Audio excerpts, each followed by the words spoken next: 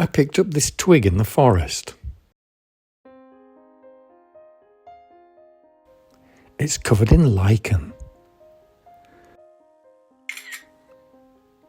The first stages of any drawing should be a loose sketch. Look how I pick up my pencil. The overhand grip. It enables me to draw with my arm instead of my fingers. So I sketch in the branch, the twig, the stick, the directions of the wood, and then I circle in where the main events are going to occur, the different blocks of lichen. Now I want to get an outline in. I'll change the grip to the tripod grip using 2 fingers and a thumb, which means I've got more control over the amount of pressure that I can put on my pencil and the direction in which I want the line to take. Now, the marks I'm making here are short staccato bursts of rather heavy pressured zigzaggy lines. I want to give the impression of the flaky organic bark that's clinging to this twig. So I work around each little area, not staying too long in one place so that I get bored, but just wiggle my way around, taking my time and making it feel like wood.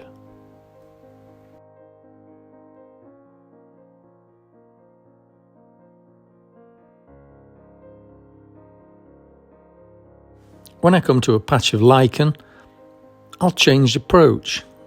I'll make some different styles of mark.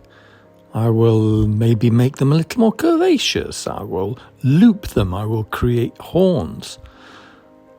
I will vary the pressure and create a wavy line instead of a zigzaggy hatched line, because the lichen is a different material altogether than twig. So let's try and describe that.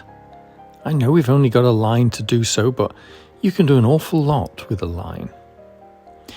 This array of lichen has stirrup shape ends, which overlap, disappear behind each other, and create a beautiful tangle. Then back to the branch, back to the hard-edged angled line. Add a bit of texture. A few dots and circles go a long way. They add a quality to a surface, and again can describe an awful lot.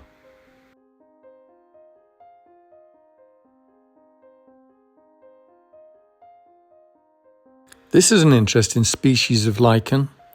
It's far too fine and wispy to be able to draw anything definite of its structure, so I'm suggesting its appearance with a few frilly lines, but if we take a look at it, most of what defines this is the spaces in between the plant itself. So I'm going to go and try and draw these negative spaces. Instead of the plant, I'm drawing outside the plant and around the plant.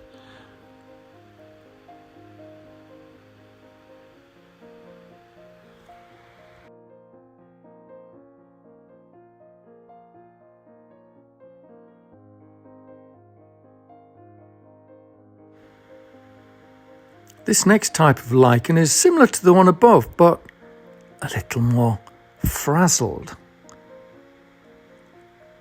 So let's draw it a little more frazzled, because drawing is a little bit like writing.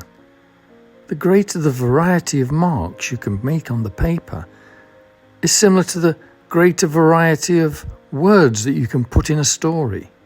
It just makes it more interesting.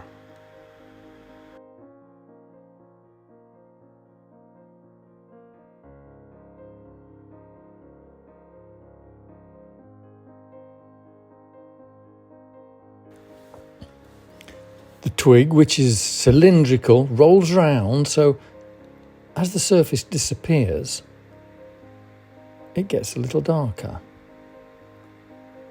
This shading on either side gives the illusion of a tube or a cylinder. It gives the twig form.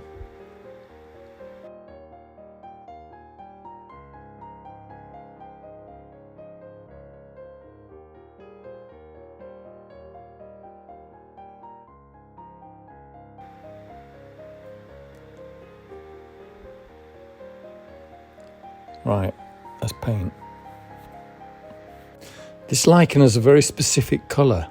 It's a very pale, limey, bluey green, almost like verdigris, the colour that copper goes as it weathers.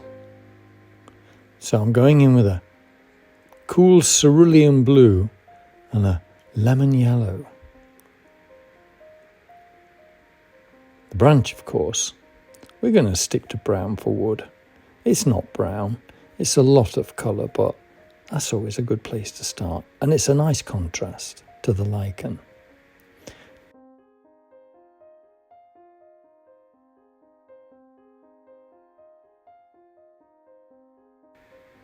And as with the pencil, I'm using the brush in different ways to try and vary the quality of the colour. Don't forget, you can dab off with a tissue to remove colour where it's got a little bit dark or a little bit wet.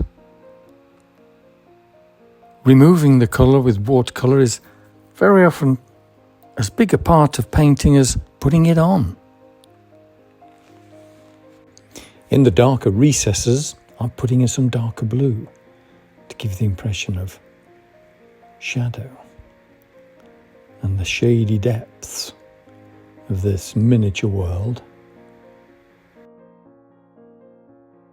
Such a complex structure could never be drawn accurately without going completely mad. So I've approached each separate species of lichen in a simplified manner. There's a certain power derives from the simplification of a subject. It can become more readable.